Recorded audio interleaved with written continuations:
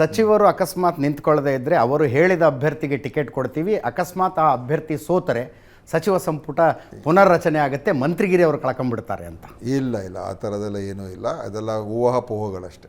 Okay, ಏನನ್ಸುತ್ತೆ 28 ಕ್ಷೇತ್ರಗಳ ಪೈಕಿ ಎಷ್ಟು ಕ್ಷೇತ್ರದಲ್ಲಿ ಈ ಸಲ ಕಾಂಗ್ರೆಸ್ ಬರಬಹುದು? ನೋಡಿ, ಈ ಸಲ ವಾತಾವರಣ ನಮಗೆ ಪೂರಕವಾಗಿದೆ ಅಂತ ನಮಗೆ ಅನಿಸ್ತಾ ಇದೆ.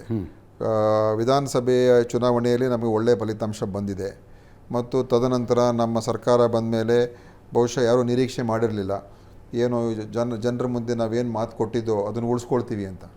ಆದರೆ ಇವತ್ತು ನಾವು ಬಂದ ಮೇಲೆ ಬಹಳ ದೊಡ್ಡ ಕಾರ್ಯಕ್ರಮಗಳನ್ನು ಅಷ್ಟು ಸುಲಭವಾಗಿ ಅನುಷ್ಠಾನ ಮಾಡುವಂಥ ಕಾರ್ಯಕ್ರಮಗಳಲ್ಲ, ಅದನ್ನು ನಾವು ಇವತ್ತು ಜನರ ಮುಂದೆ ಇಂಪ್ಲಿಮೆಂಟ್ ಮಾಡಿ ತೋರಿಸಿದ್ದೀವಿ. ಒಂದು ವಿಶ್ವಾಸ ಇದೆ ಇಲ್ಲಿ, ಹೌದಪ್ಪ ಇಲ್ಲಿ ಕಾಂಗ್ರೆಸ್ಸಿನ ಸರ್ಕಾರ ಒಳ್ಳೆ ಕೆಲಸ ಮಾಡಿದೆ, ನಮಗೆ ಮಾತು ಉಳಿಸ್ಕೊಂಡಿದ್ದಾರೆ ಅಂತೇಳಿ ಅದೊಂದು ವಿಶ್ವಾಸ ಇದೆ. ಮತ್ತು ದೇಶದಲ್ಲಿ ಆಗ್ತಾ ಇರುವಂಥ ಪರಿಸ್ಥಿತಿಗಳು ಕೂಡ ನೋಡಿದಾಗ ಯಾವ ರೀತಿಯಾಗಿ ಯಾವ ದಿಕ್ಕಿನಲ್ಲಿ ದೇಶ ಹೋಗ್ತಾ ಇದೆ, ಪ್ರಜಾಪ್ರಭುತ್ವ ಇವತ್ತು ಯಾವ ರೀತಿಯಾಗಿ ಆಂತರಿಕ ಪ್ರಜಾಪ್ರಭುತ್ವ ಕುಸಿತಾ ಇದೆ, ಭಾಳಷ್ಟು ಇವತ್ತು ಒಂದು ಸರ್ವಾಧಿಕಾರ ಧೋರಣೆಯ ದಿಕ್ಕಿನಲ್ಲಿ ದೇಶ ಇವತ್ತು ಹೊರಟಿರ್ತಕ್ಕಂಥದ್ದು ಕೂಡ ಇವತ್ತು ಜನರ ಮುಂದೆ ಕಾಣ್ತಾ ಇದೆ, ಸ್ಪಷ್ಟವಾಗಿ ಕಾಣ್ತಾ ಇದೆ ಈಗ. ಸೊ ಇದೆಲ್ಲ ತೀರ್ಮಾನಗಳು ನೋಡಿದಾಗ ಖಂಡಿತ ಕರ್ನಾಟಕದಲ್ಲಿ ನಮಗೆ ಒಂದು 20ಕ್ಕಿಂತ ಹೆಚ್ಚು ಸೀಟ್ ಗೆಲ್ತೀವಿ ಅಂತ ನಮ್ಮ ಒಂದು ಲೆಕ್ಕಾಚಾರ.